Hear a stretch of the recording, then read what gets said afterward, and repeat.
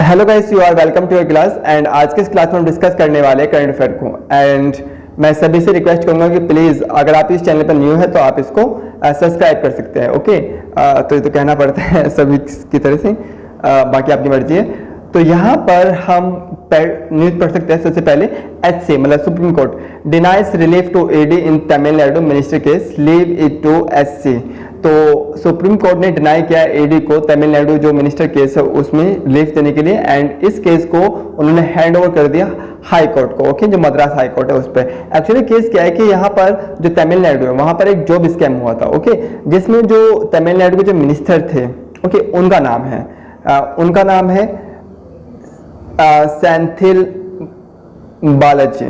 Okay, तो जो अभी इनकी जो कंडीशन है, जो मतलब जो फिजिकल कंडीशन है वो थोड़ा ठीक नहीं है, जिसकी वजह से वो हॉस्पिटल में एडमिट है। तो जो ईडी है वो इस केस में इन्वेस्टिगेशन कर रही है, यानी ईडी चाहती है कि जो मिनिस्टर है वो उनका रिमांड ले सके। ओके, तो ये केस सुप्रीम कोर्ट गया एंड उसके बाद सुप्रीम कोर्ट ने जजमेंट दिया कि आपको हक है रिमांड लेने का, बट जो सिचुएशन है उसमें आप रिमांड नहीं ले सकते। ओके, तो ये right to demand, okay, remand जो है उसका केस है। तो ये केस जो है सुप्रीम कोर्ट ने हैंड ओवर किया है हाई कोर्ट को। एंड देखते हैं इसमें जो हाई कोर्ट है वो क्या जजमेंट देता है। तो आगे बढ़ते हैं। तो बराबर में लिखा है कि Modi lands in US capital to meet Biden today. तो जो पीएम नरेंद्र मोदी है वो आज बाइडेन से मिलने वाले हैं। ओके, एंड जो रिसेंटली 21 जून था, ओके, इंटरनेशनल योगा डे, तो उस पर जो प्राइम मिनिस्टर नरेंद्र मोदी है उन्होंने यूएन हेडक्वार्टर से योगा मतलब योग दिवस में मतलब पार्टिसिपेट किया। ओके, तो इतना खास नहीं है। तो बराबर में हम देखते हैं जो खास हो कम पढ़ लेंगे, अदरवाइज जरूरत नहीं है। तो बराबर में जो सोनिया गांधी है उन्होंने एक स्टेटमेंट दिया कि Manipur violence is deep wound. Okay, तो एक्चुअली ये सच भी है, बिकॉज एक मंथ से ज़्यादा हो चुके हैं एंड वहाँ पे कंटिन्यू प्रोटेस्ट लगातार चले हुए हैं। तो देखते आगे। ओके, तो फालतू पढ़ने की जरूरत नहीं है। तो यहाँ पे भी कुछ ज़्यादा नहीं है। ओके, तो ये सिटी से रिलेटेड है एंड यहाँ पर पूरा पॉलिटिकल होता है एंड उससे हमें कोई ज़रूरत नहीं पड़ती। ओके, तो इसको हम आगे स्किप कर सकते हैं। तो यहाँ पर तो जो मांझी साहब हैं, मतलब जो ये एक्स सीएम भी रह चुके हैं बिहार के, तो ये एनडीए से मतलब एनडीए में दोबारा से शामिल होने वाले हैं। तो आगे बढ़ते हैं। तो जैसे कि आपको पता है भगवंत मान पंजाब जो गवर्नमेंट है उन्होंने रिसेंटली 3 रिफॉर्म किए थे। Okay, 3 amendment. तो उनमें से एक था फ्री गुरबानी। ओके, तो ये उसी पर है, तो ज़्यादा कुछ खास नहीं है हमारे लिए, बट आपको याद रखना है कि वहाँ पर मतलब जो अभी रिसेंटली ये जो फ्री गुरबानी है, ओके, ये अमेंडमेंट किया है पंजाब गवर्नमेंट ने। तो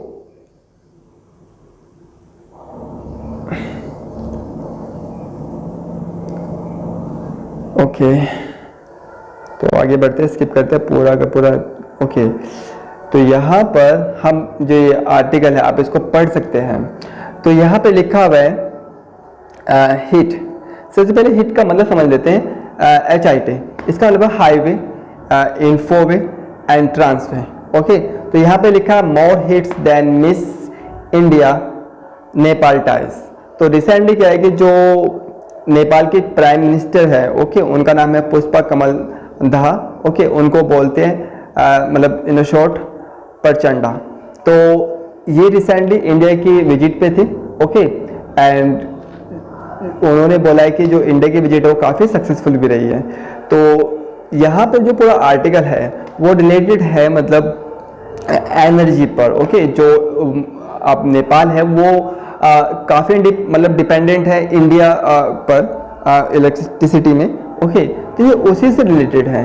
एंड यहाँ पे दिखाया गया है कि कब कौन सा प्राइम मिनिस्टर्स जो है उन्होंने इंडिया प्राइम मिनिस्टर ने नेपाल की विजिट की है। तो यहाँ पर लिखा हुआ है कि during,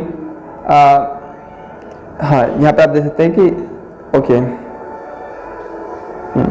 to 2014 Prime Minister Modi had invoked a neighborhood first to donate a new beginning in relation to highlight the focus।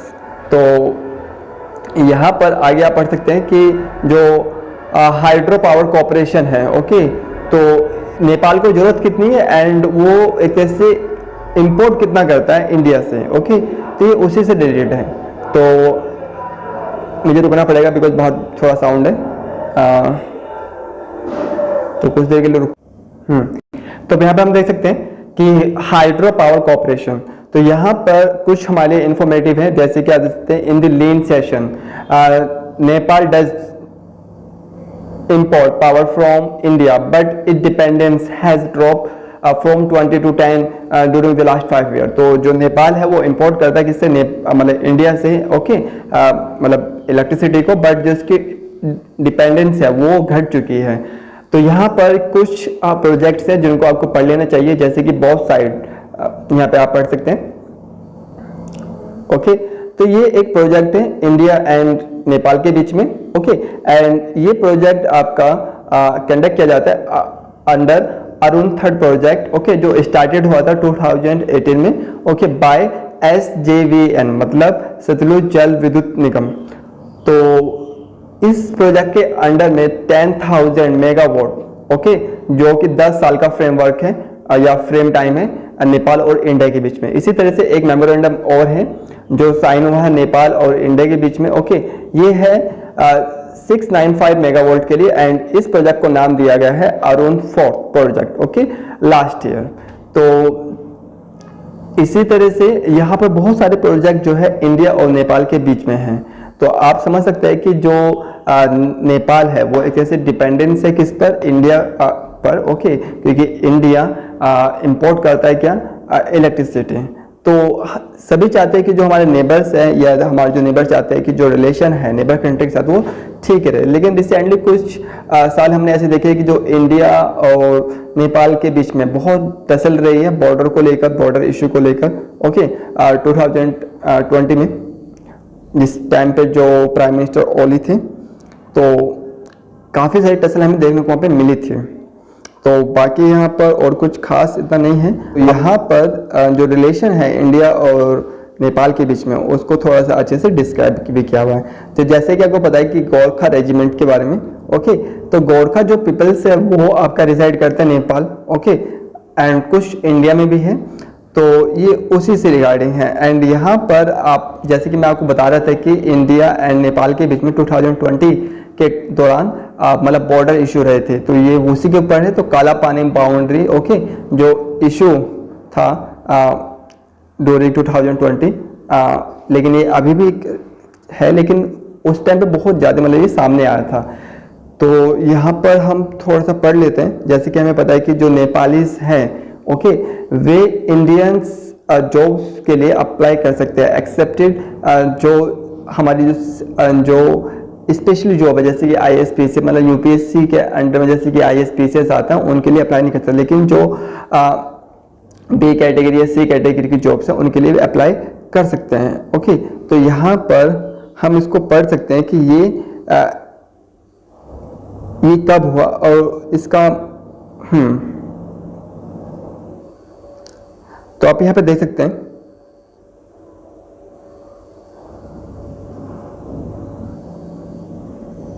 तो मैं यहाँ पे मार्क कर रहा हूँ, तो आप इसको बहुत अच्छे से पढ़ सकते हैं। It's out an understanding with India and the 1950 treaty in legal measure reflects the provision of the 1923 treaty between Nepal and British India। तो ये ब्रिटिश इंडिया और नेपाल के बीच में मतलब एक समझौता था। In fact, the treaty enables Nepalis या Nepali nationals equal treatment in terms of employment and permits them to apply for any government job except for the Indian Foreign Service, Indian Administrative Service and Indian Police Service. Nepali nations work in India, private and public sector, have joined the revenue service and in army, have risen to become two-star generals। तो ये जो treaty है मतलब जो समझौता है, जो कि जो नेपालीस नेशन है वो इंडिया के अंदर जॉब कर सकता है, ओके, एंड वो पार्टिसिपेट कर सकता है जो गवर्नमेंट जॉब्स हैं उनमें भी। तो वो ट्रीटी आपका हुआ था 1950 में। ओके, तो आप इसको लिख सकते हैं कहीं पे भी, तो ये थोड़ा सा आपके लिए इंपॉर्टेंट है। तो बाकी इस आर्टिकल में मुझे नहीं लगता कुछ और हमारे लिए कुछ खास था, तो जितना था हमने इसको आपको लिख दिया है। तो यहाँ पर जो है मेंटल हेल्थ इशू के बारे में है, एंड इस आर्टिकल में पूरे में मतलब यही डिफाइन किया गया है कि जो इंडिया मतलब जो नेशनल हेल्थ मिशन एस्टिमेट के अकॉर्डिंग 6 से 7% पॉपुलेशन ऐसी है जो मेंटल डिसऑर्डर से सफर हो रहे हैं। ओके, तो इसको हम स्किप कर सकते हैं। तो ये मणिपुर के बारे में जो कंटिन्यू हम डिस्कस कर रहे हैं काफी सारी मतलब वीडियोस में देखें, तो यहाँ पर लिखा हुआ है rethink the retention of sedition. Actually sedition का मतलब क्या है? सेडिशन का मतलब है देशद्रोह। अगर आप गवर्नमेंट पॉलिसीज या गवर्नमेंट या फिर इंडिया के अगेंस्ट कुछ भी लिखते हैं या बोलते हैं, तो आपके अगेंस्ट हो सकता है कि सेडिशन का केस फाइल किया जा सके, नॉर्मल सी बात है, एंड ये होता भी है। तो सेडिशन का यूज या सेडिशन को कौन लाया? तो ब्रिटिश गवर्नमेंट के अंदर में सेडिशन को इंट्रोड्यूस किया गया, एंड आप समझ सकते हैं कि जब ब्रिटिश गवर्नमेंट के अंदर सेडिशन को यूज किया गया तो वहां पर जो इंडियन फीलिंग थी उसको सप्रेस करने के लिए सेडिशन का यूज किया गया होगा, एंड ये अभी तक प्रैक्टिस में है। एंड जो आर्टिकल 19 है कॉन्स्टिट्यूशन ऑफ इंडिया, तो वो आपको फ्रीडम देता है, ओके, फ्री टू एक्सप्रेस। तो जो सेडिशन है मैंने आपको जैसे बताया, अगर आप लिखते हैं गवर्नमेंट के अगेंस्ट या कुछ भी ओके, तो पॉलिसीज के अगेंस्ट, तो आपके ऊपर सेडिशन लगाया जा सकता है। तो सेडिशन जो है वो कहने का वायलेशन करता है किसको? आर्टिकल 19 को। ओके, तो ये आप इस चीज को नोट भी कर सकते हैं। एंड सेडिशन को डिफाइन किया गया है आईपीसी 124 के अंडर में। इसी तरह से यहाँ पर एक है उप्पा। ओके, उप्पा का मतलब होता है अनलॉफुल एक्टिविटी, एंड उप्पा को भी गवर्नमेंट ने बहुत ज्यादा मतलब यूज किया है। ओके, इसका मिस यूज भी देखा है, तो बहुत ज्यादा उसका यूज हुआ है उप्पा एंड आर्टिकल 124 का। तो लेकिन उप्पा का जैसे मतलब मैं बताया है आपको अनलॉफुल एक्टिविटी। ओके, इसका मतलब है कि अनलॉफुल एक्टिविटी प्रिवेंशन एक्ट। तो अगर कोई भी इंडिया टेरिटरी के अंदर में कोई भी अनलॉफुल एक्टिविटी होती है अगेंस्ट गवर्नमेंट या अगेंस्ट पॉलिसी या फिर अगेंस्ट नेशन, तो आपके ऊपर उप्पा लगा जा सकता है। ओके, एक तरह से ये आप कह सकते हैं ये भी एक तरह से देशद्रोह का ही है। ओके, लेकिन आईपीसी 124 और उप्पा के बीच में जो डिफरेंस है वो बहुत ज्यादा डिफरेंस है। तो यहाँ पर क्लियरली डिफाइन किया है कि अनलॉफुल एक्टिविटी। ओके, तो ये था उप्पा एंड आर्टिकल जो आपका आईपीसी 124 के बीच में संबंध। ओके, एंड आई होप आप इसको समझ गए होंगे। एंड उप्पा का जो मिसयूज है आप गूगल पे सर्च कर सकते हैं, आपको बहुत मिल जाएगा उसके लिए पढ़ने के लिए। ओके, तो बाकी हमें ज़्यादा यहाँ पे कुछ है नहीं पढ़ने के लिए, तो हम इसको स्किप कर सकते हैं। विल यूएस फैड का मतलब यहाँ पे फेडरेशन। ओके, तो फेडरेशन रिजर्व, तो इसको शॉर्ट में बोलते हैं Fed. Will US Fed resume the rate hike cycle. तो कुल मिला के जो आपका ये आर्टिकल है वो रिगार्डिंग है जो यूएस है उसका जो फेडरेशन सिस्टम है उसने रिसेंटली बहुत ज़्यादा अपनी जो रेट है ओके उसको हाई किए थे, जिसको हमें देखने को मिला था ऑल ओवर वर्ल्ड इसका मतलब इन्फ्लुएंस।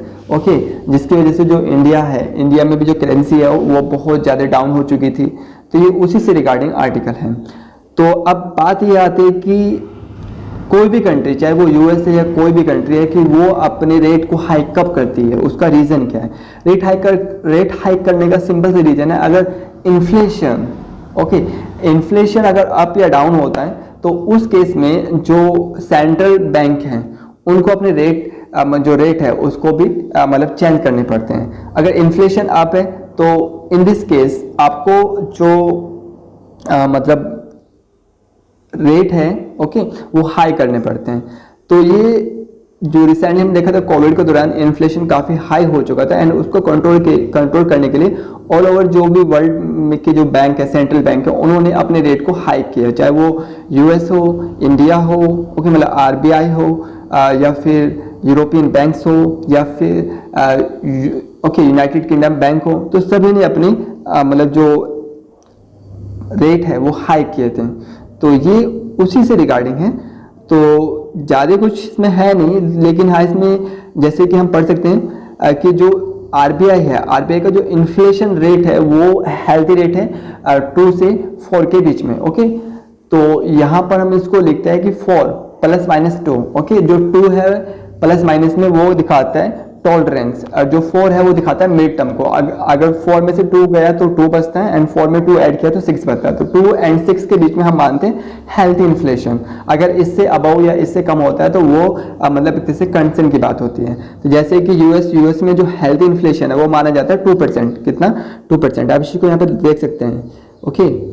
तो जैसे कि यहाँ पे लिखा है, जैसे हाँ, दी फेड मतलब फेडरेशन या okay reserve stated target of keeping inflation with in 2%। तो ये विद इन 2% रखना चाहते हैं, जिसकी वजह से इन्होंने अपनी जो रेट है वो को हाई किया था। एंड दूसरा रीजन ये भी था कि जो अनएम्प्लॉयमेंट था वो क्या हुआ था, बहुत मतलब वहाँ पे मतलब बढ़ चुका था, ओके।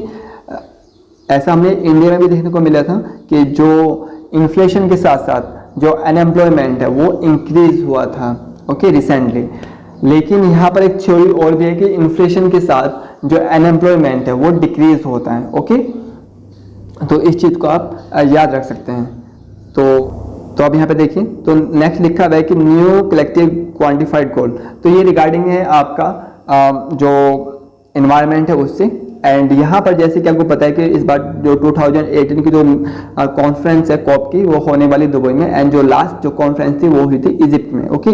तो यहाँ पर अब यहाँ पे पढ़ते हैं कि न्यू कलेक्टिव क्वांटिफाइड गोल क्या है। एक्चुअली न्यू कलेक्टिव क्वांटिफाइड गोल जो है ये जो डेवलप कंट्रीज हैं उन पे उन्होंने प्लेजिंग की थी कि जो developing and least developing countries हैं उनकी हेल्प करने के लिए, एंड उनको $100 बिलियन पर ईयर देने के लिए, ओके।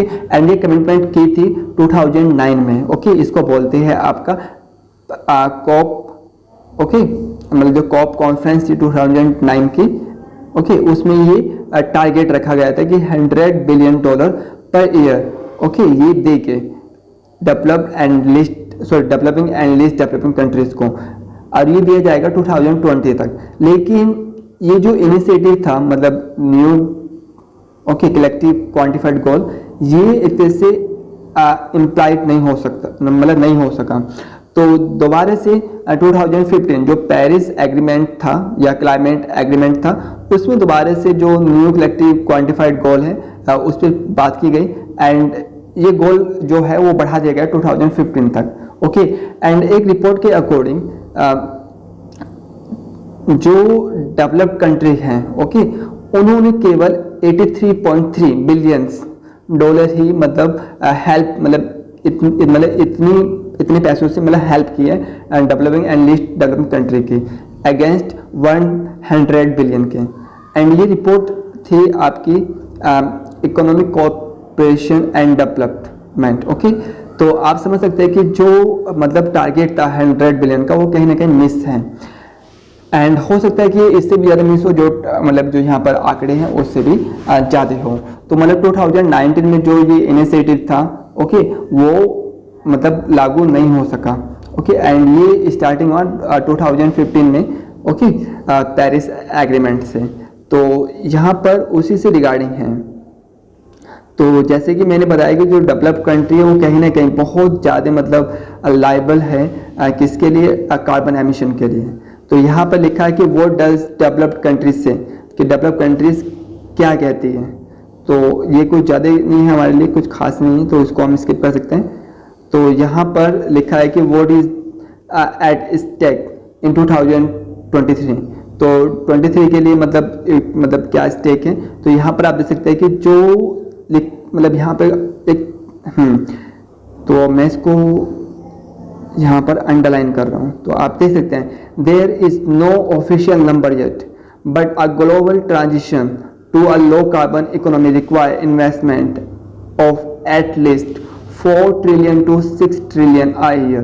तो आप समझ सकते हैं कि अगर हमें कार्बन एमिशन को लो करना है, okay, all over the world की बात हो रही है यहाँ पर, तो हमें हर साल 4 ट्रिलियन से 6 ट्रिलियन के बीच में मतलब इन्वेस्टमेंट चाहिए, ओके। अदरवाइज जो हमारे जो एम है या हम जो चाहते हैं कार्बन एमिशन को कम करना, वो शायद वो एम ही रह जाएगा, ओके। तो आई होप आप समझ में आएगा कि न्यू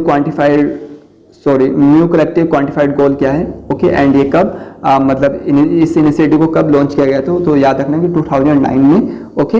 एंड इसका मतलब क्या है कि वो $100 बिलियन की जो हेल्प है, ओके, डेवलप कंट्री के द्वारा and developing and least developing countries को, ओके।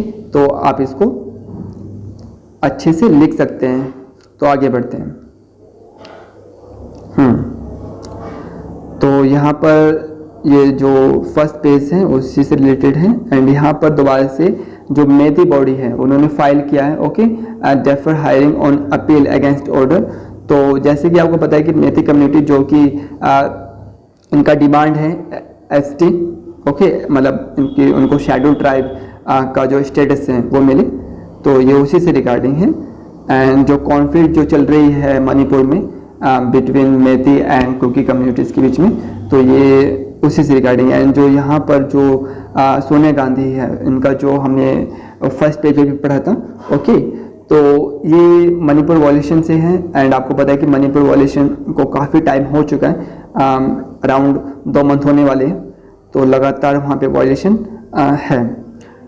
तो ये बंगाल पंचायत पॉल से हैं एंड इसको भी हम स्किप कर सकते हैं, कोई ज़्यादा हमारे लिए खास नहीं है क्योंकि लगातार हम इसको पढ़ रहे हैं, ओके। तो यहाँ पे देख लेते हैं कि यहाँ पे नाटो +5 से क्या मतलब है। जो यहाँ पर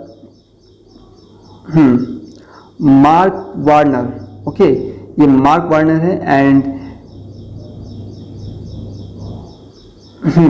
मार्क वार्नर जो है डेमोक्रेटिक पार्टी के लीडर है एंड इनका जो मानना है कि जो इंडिया है, इंडिया को स्टेटस दिया जाए नाटो +5 का। जैसे कि आपको पता है कि नाटो एक ऑर्गेनाइजेशन है, okay, US and Europe countries के बीच में एक समझौता।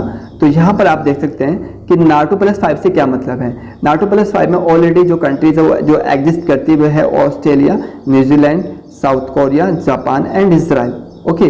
लेकिन जो मार्क वार्नर है वो चाहते हैं, मतलब उनका मानना है कि इंडिया जो है, इंडिया को भी नाटो +5 का स्टेटस मिलना चाहिए, ओके, मतलब एक तरह से सहायक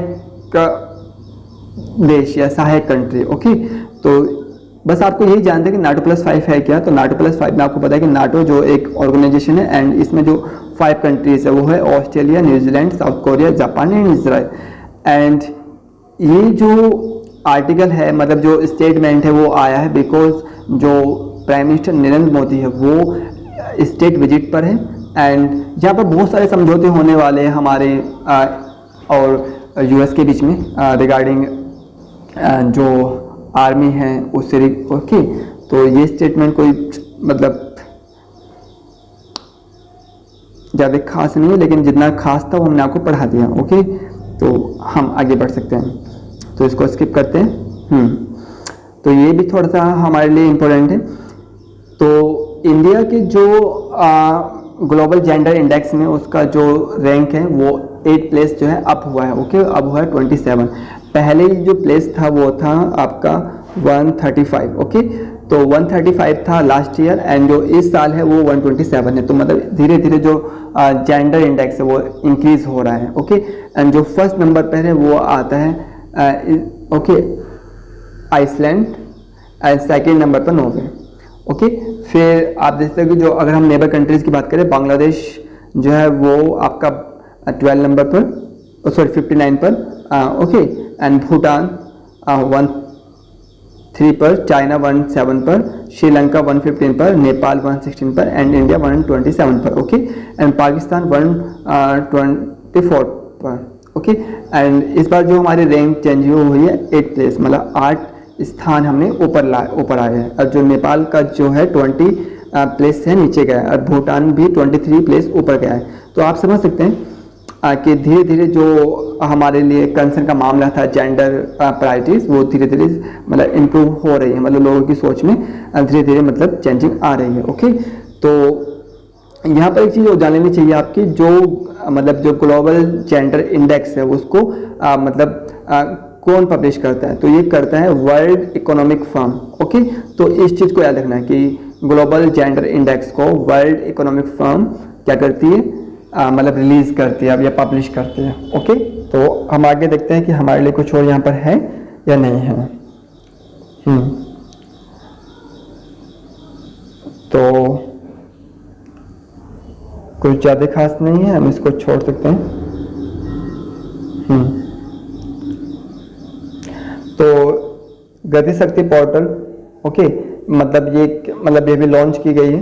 अब गति शक्ति आपको जानते हैं कि ये एक इनिशिएटिव है इंडियन गवर्नमेंट का, जिसमें जो कनेक्टिविटी है, ओके, चाहे वो हाईवे हो, पोर्ट हो, उनको मतलब इम्प्रूव करने के लिए। तो हम इसको भी स्किप ही करने वाले हैं। तो यहाँ पे लिखा है कि India Russian oil purchases scale new record in May, मतलब जो इंडिया रशिया से ऑयल परचेज कर रहे हैं उसमें न्यू रिकॉर्ड मई में मतलब रिकॉर्ड किए गए हैं। तो आगे बढ़ते हैं। तो यहाँ पर ये बहुत ही एक तरह से कंसर्न करने वाली बात है। India unable to fill 30% of cyber security job due to skill gap, मतलब स्किल ना होने की वजह से 30% जो साइबर सिक्योरिटी जॉब्स है वो उसको इंडिया फुलफिल नहीं कर सकता, मतलब अनएबल है। तो आप समझ सकते हैं कि अगर आप कुछ भी चीज़ पढ़ें या कुछ भी चीज़ करें तो उसको मन के साथ करें, ओके। स्किल पहले ही आपकी, तो मैं ये कहूँगा कि डोंट रन आफ्टर मार्क्स, तो मार्क्स के पीछे मत भागिए एंड अपने स्किल पर फोकस कीजिए, बिकॉज इन द लास्ट आपकी स्किल ही आपके काम आने वाली है, ओके।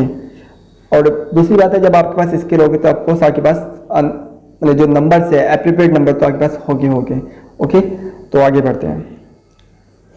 तो ये आई थिंक जो भी इंडियन फुटबॉलर मतलब जो लवर्स हैं लाइक में, ये उनके लिए प्राउडली पिक्चर है, ओके। एंड बस मैं तो इतना कहूँगा कि we love and I request to all please, जितना आप क्रिकेट को लव करते हैं किसी और गेम को, तो आप जो इंडिया फुटबॉल है, ओके, उसको भी करें। बिकॉज हम मतलब मैं चाहता हूँ कि मैं जो इंडिया है, इंडिया को फीफा वर्ल्ड कप में एक बार देखूं। तो आगे बढ़ते हैं। तो और हमारे यहाँ पे कुछ खास नहीं है, ओके, तो हम इसको अब स्किप कर सकते हैं। तो आज के लिए इतना ही। एंड मैं सभी से रिक्वेस्ट करूँगा कि प्लीज़ आप जो भी यहाँ पे नए हैं वो आप इसको मतलब सब्सक्राइब कर सकते हैं चैनल को। एंड अगर वीडियो आपको लगता है कि ठीक है तो आप अपने जो फ्रेंड्स हैं उनके साथ शेयर कर सकते हैं। तो उसी के साथ इतना ही। And have a good day and good luck, और अपनी प्रिपरेशन अच्छे से करते रहें। बाय।